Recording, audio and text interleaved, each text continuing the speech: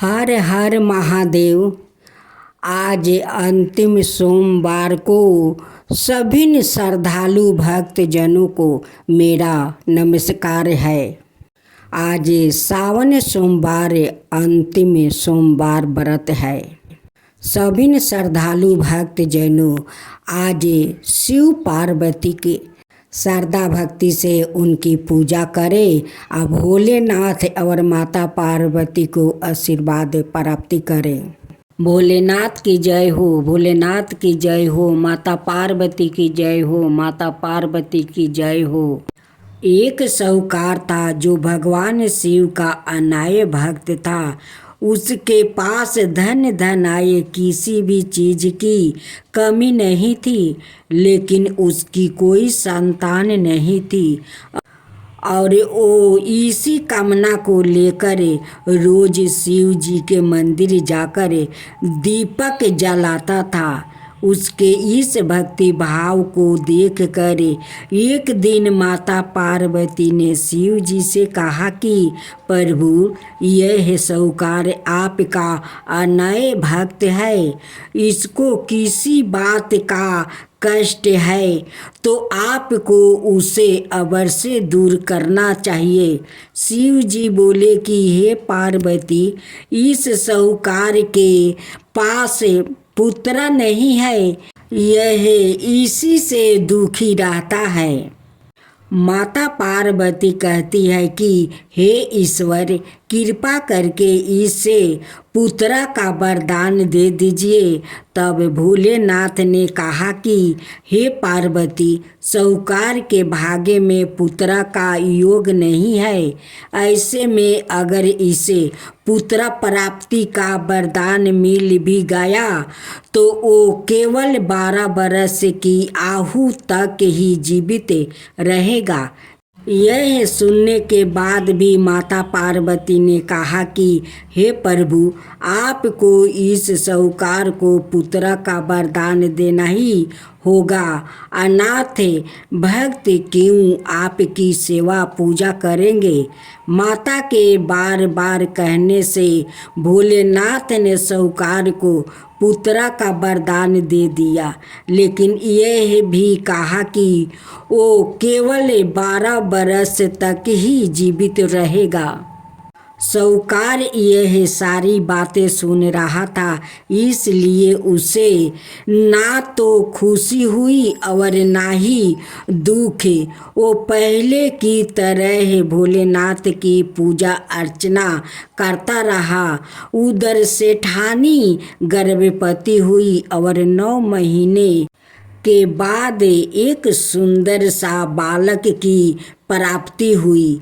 परिवार में खूब उत्साह मनाया गया, लेकिन साहूकार पहले ही की तरह रहा और उसने लड़का की 12 वर्ष की आयु का जिक्र किसी से भी नहीं किया। जब बालक 11 वर्ष की आयु हो गई तो एक दिन साहूकार की सेठानी ने बालक के विवाह के लिए कहा। तो साहूकार ने कहा कि वो अभी बालक को पढ़ने के लिए काशी जी भेजेंगे। इसके बाद उसने बालक के मामा जी को बुलाया और कहा कि इसे काशी पढ़ने के लिए ले जाओ और रास्ते में जिस भी स्थान पर रुकना, वहाँ यज्ञ करते और ब्राह्मणों को भोजन कराते हुए आगे बढ़ना। उन्होंने भी इसी तरह करते हुए जा रहे थे कि रास्ते में एक राजकुमारी का विवाह था। जिससे उसका विवाह होने वाला था वो एक आँख से काना था। तो उसके पिता ने जब अति सुंदर साहूकार के बेटे को देखा तो उनके मन में आया कि क्यों ना इसे ही घोड़ी पर बैठाकर शादी के सारे कार्य संपन्न करवा लिया जाए।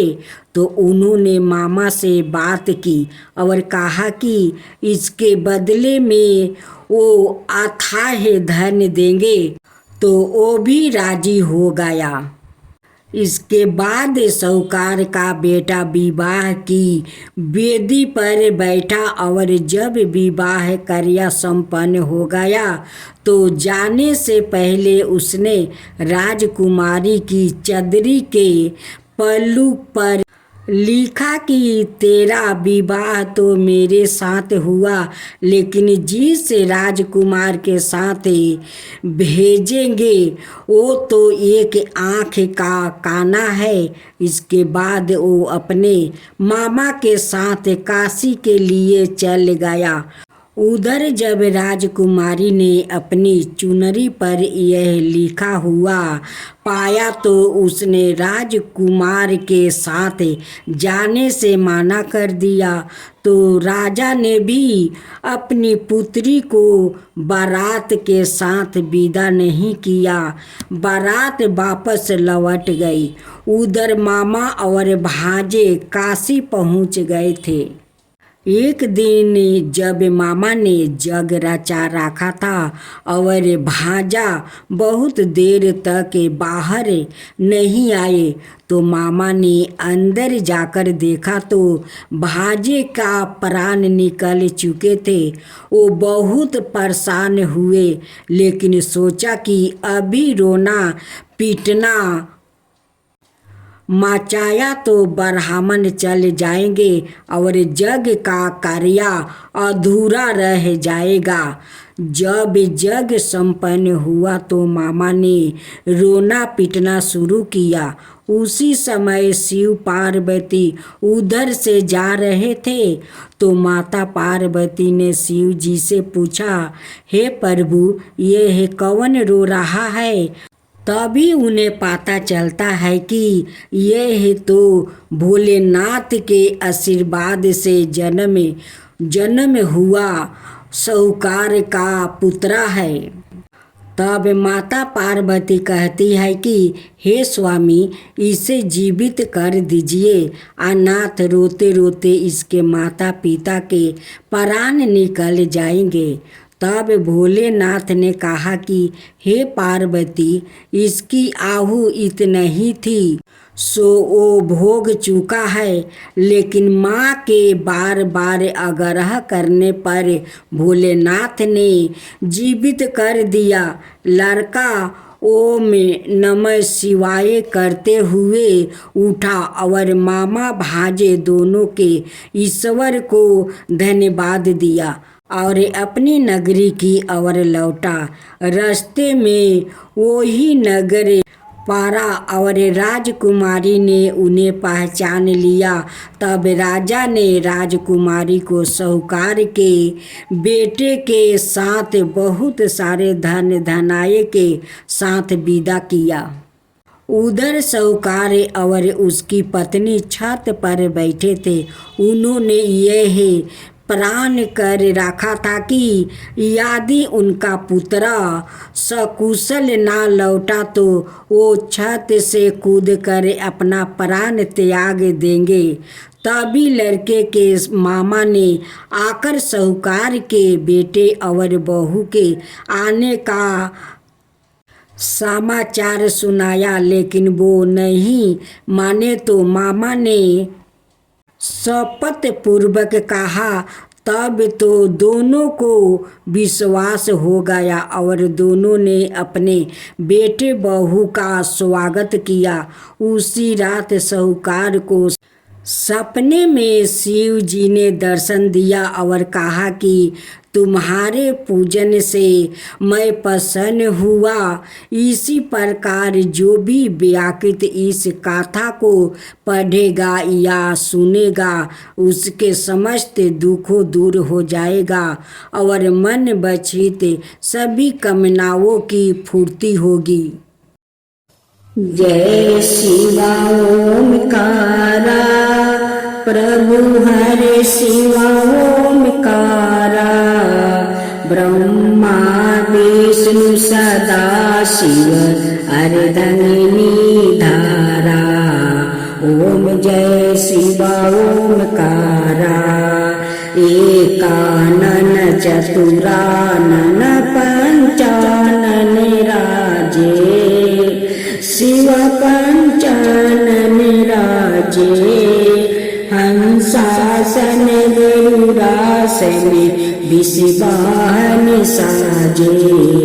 ओम जय शिवा ओमकारा, दो भुज चार चतुर भुज दस भुज अति सोहे, तीनों रूप निरखता त्रिभुवन जन मोहे। ओम जय शिवा ओमकारा। अक्षर माला बने माला मंगली माला तारी, चंदन मृग मद सोहे बोले सुधिकारी। ओम जय शिवा ओमकारा, श्वेतांबर पीतांबर बागंबर अंगे, सनकादिक बरे मादिक भूतादिक संगे। ओम जय शिवा ओमकारा, करके मध्यम कमंडल चक्र त्रिशूल धरता, जग करता जग भरता जग पालन करता। ओम जय शिवा ओमकारा, ब्रह्मा विष्णु सदा शिव जानते अविवेका, प्राण बचर के मध्यम याहे तीनों एका। ओम जय शिवा ओमकारा, तिरगुण शिव जी के आरती जो कोई नर गावे, शिवा जो कोई नर गावे। कहत शिवानंद स्वामी मन भजत शिवानंद स्वामी, मन वांछित फल पावे। ओम जय शिवा ओमकारा, जय शिवा ओमकारा।